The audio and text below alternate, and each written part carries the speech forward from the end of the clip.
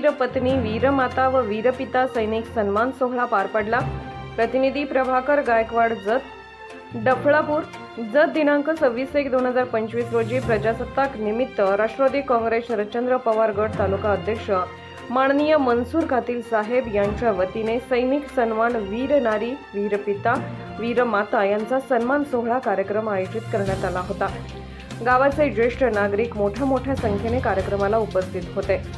क्रांतीवीर नाना पाटील यांचे नातू सुभाष बापू पाटील प्रमुख वक्ते माननीय प्राचार्य तुकाराम माळी सर, कॅप्टन पांडुरंग भोसले, निवृत्त हवालदार सतीश पाटील सर, होनी कॅप्टन लिंगळे साहेब, सरपंच माननीय सुभाष काका गायकवाड, उपसरपंच गणेश कुमार पाटोळे, जिल्हाध्यक्ष ओबीसी संघटना सांगली माननीय सुनील गुरव सर, भारतीय माजी सैनिक संघटना सांगली जिल्हा व भारतीय मीडिया फाउंडेशन सांगली जिल्हा पदाधिकारी निवृत्त हवालदार शिवाजी नाईक सर व निवृत्त हवालदार नंदकुमार पांढरे आदी उपस्थित होते।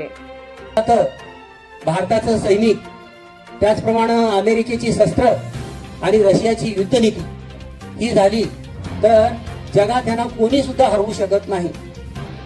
यापैकी देव, यापैकी एक गोष्ट आहे, भारताचे सैनिक हे कुणालाही जगातल्या लोकांना मिळू शकणार नाही।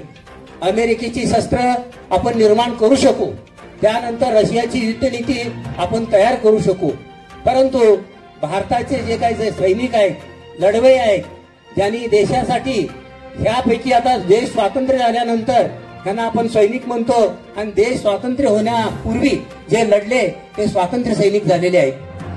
अतिशय लढवये अशा प्रकारच्या या देशातल्या नागरिकांनी परकीयांच्या विरोधात लढा उभा केलेला आहे।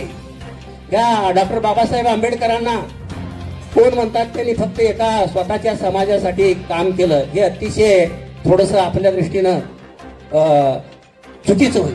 कारण का तर त्यांनी डोळ्यासमोर सगळा देश ठेवला आणि जरी ते दलित असले तरी त्यांचे विचार अतिशय महत्वाचे आहेत।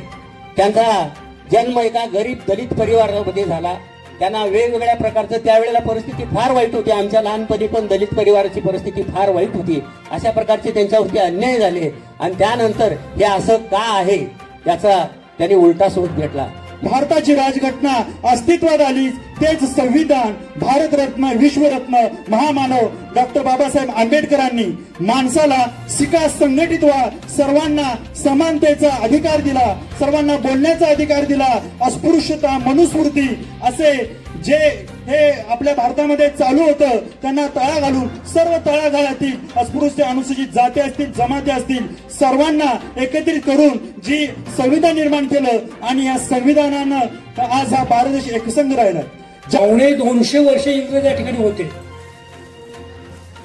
ते सुखासुखी गेलेले नाहीत किंवा कुणीतरी मंत्र फुकलाय, कुणीतरी यज्ञ केलाय, कुणीतरी जा म्हणून सांगितलंय म्हणून ते गेलेले नाहीत। इथं हुतात्मा भगतसिंग असेल, राजगुरू साहेब, सुखदेव असेल, त्यांच्यापासून महात्मा गांधी असतील, कांशी नाना पाटील असतील, नागनाथ नायकवाड असतील, वसंतदादा असतील, त्यांच्यापासून अगदी सुरुवातच करायची झाली उमाजी नायकापासून आणि बिरसा मुंडा सारख्या आदिवासी त्या नेत्यापासून सुरुवात करावी लागेल की त्यांनी इंग्रजांनी या ठिकाणी जाऊ नये, आमचा राजकारभार आम्ही करणार आहोत म्हणून त्यांच्यावर बंड केलेलं होतं।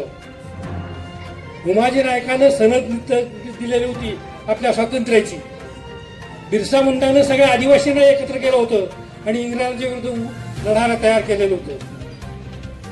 तब्बल 150 वर्षाचा संघर्ष त्या ठिकाणी झालेला होता। त्या अनेक हुतात्म्यांनी रक्त सांडलेलं आहे, जालियनवाला बागसारखं हत्याकांड झालेलं आहे, अनेक ठिकाणी गोळीबार झालेला आहे, शिरीष कुमार सारखे कोवळी पोरं बंदुकीच्या गोळ्या छातावर जाऊन छातीवर घेऊन शहीद झालेले आहेत।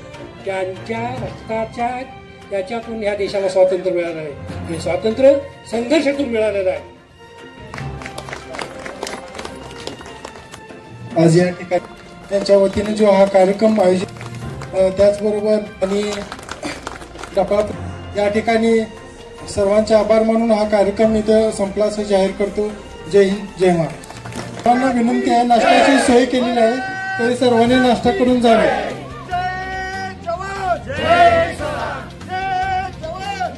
नाही प्रभाकर गायकवाड न्यूज टाइमचे संपादक आहेत, त्यांचा पण सत्कार या स्टेजवर आहे.